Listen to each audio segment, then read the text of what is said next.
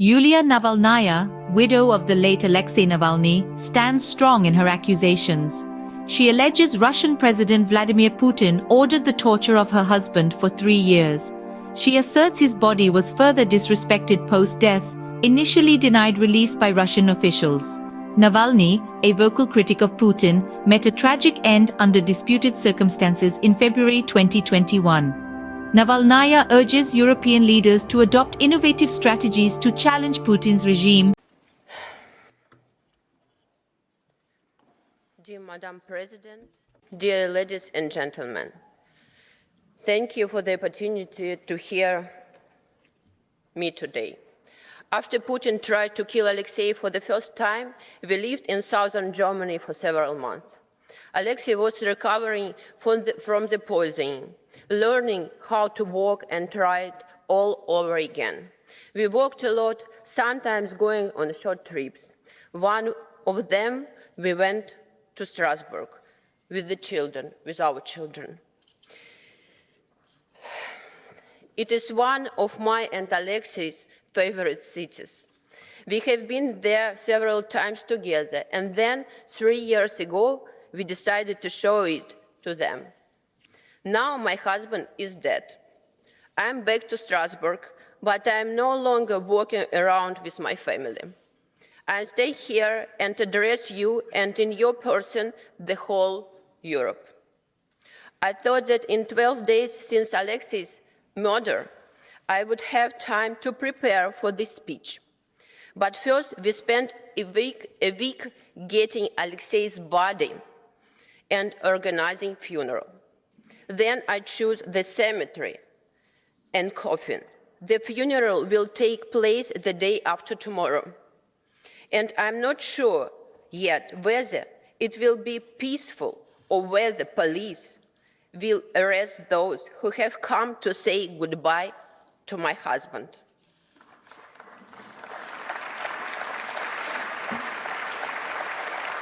Thank you. However, I'm standing here because your voters have an important question. They are asking you about it, and then you're asking me. The question is, how can I help you in your fight? Last Saturday was 2 years since Putin started a full-scale war against Ukraine, a brutal and sneaky war. The whole world rushed to Ukraine's aid. But 2 years passed. There is much exhaustion, much blood, much disappointment, and Putin has gone nowhere. Everything has already been used. Weapons, money, sanctions, nothing is working. And the worst has happened. Everyone got used to the war. Here and there people start to say, well, we'll have to come to an agreement with Putin anyway. And then Putin killed my husband, Alexei Navalny. On his orders, Alexei was tortured for 3 years.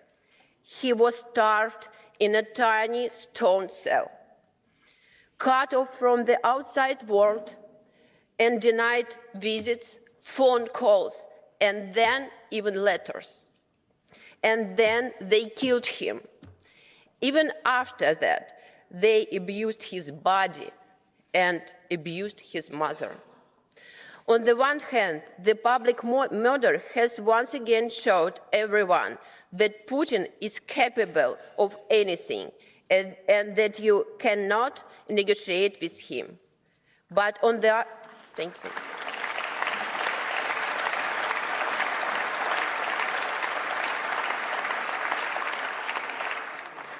But on the other side, I can also see how shocked everyone is. Many people have the feeling that Putin cannot be defeated at all. And in this desperation, they are now asking me, how can I help you? And I'm thinking about how Alexei would answer this question. I will try to answer, but to do so, I have to tell you a little about what he was like. Alexei was inventor, He always had new ideas for everything, but especially in politics. You have elections at the beginning of June. Many of you will be campaigning, meeting voters, giving interviews, shooting commercials. Now imagine that all of this is impossible. No TV station will do an interview with you. No money in the world can help you with the commercial. And the voters who came to the meetings will be arrested along with the candidate. Welcome to Putin's Russia.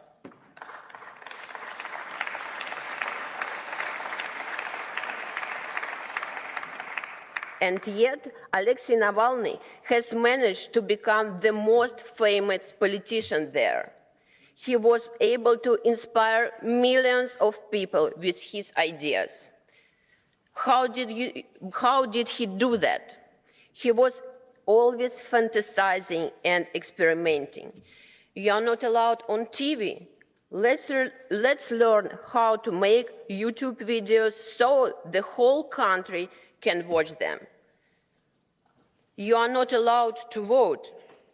You can come up with a tactical voting strategy to take seats away from the ruling party.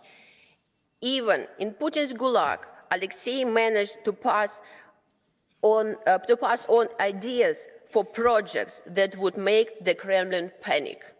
He was the opposite of everything boring.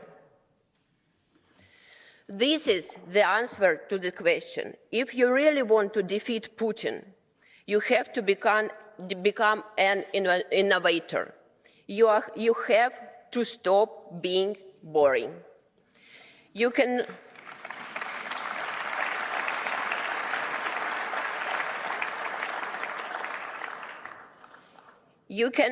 hurt Putin with another resolution or another set of sanctions. That is no different from the previous ones. You cannot defeat him by thinking he is a man of principle who has morals and rules. He is not like that, and Alexei realized that a long time ago. You are not dealing with a politician, but with a bloody monster. Putin is the leader of an organized criminal gang. Putin is the leader of,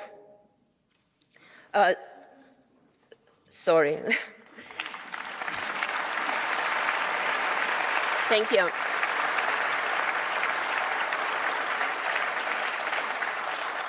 And it's good to repeat it again. Putin is the leader of organized criminal gang. This includes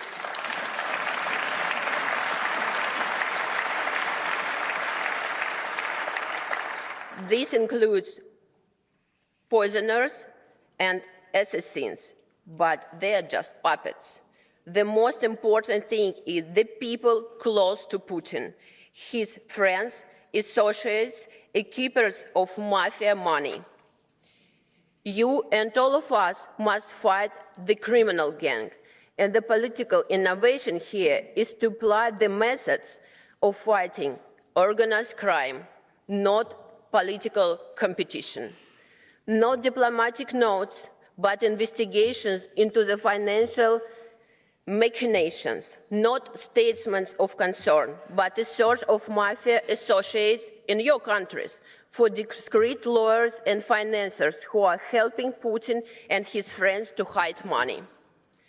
In this fight, you have reliable allies. There are tens of millions of Russians who are against war, against Putin, against the evil he brings. We must not persecute them. On the contrary, you must work with them, with us.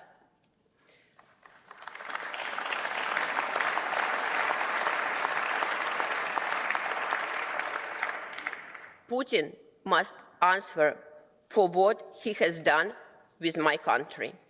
Putin must answer for what he has done to a neighboring peaceful country. And Putin must answer for everything he has done to Alexei.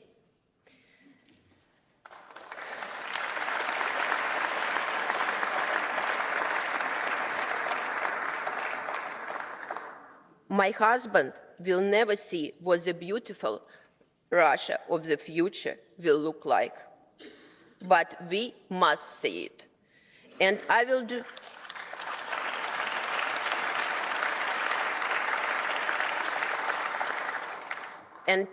and I will do my best to make his dream come true. The evil will fall and the beautiful future will come. Thank you.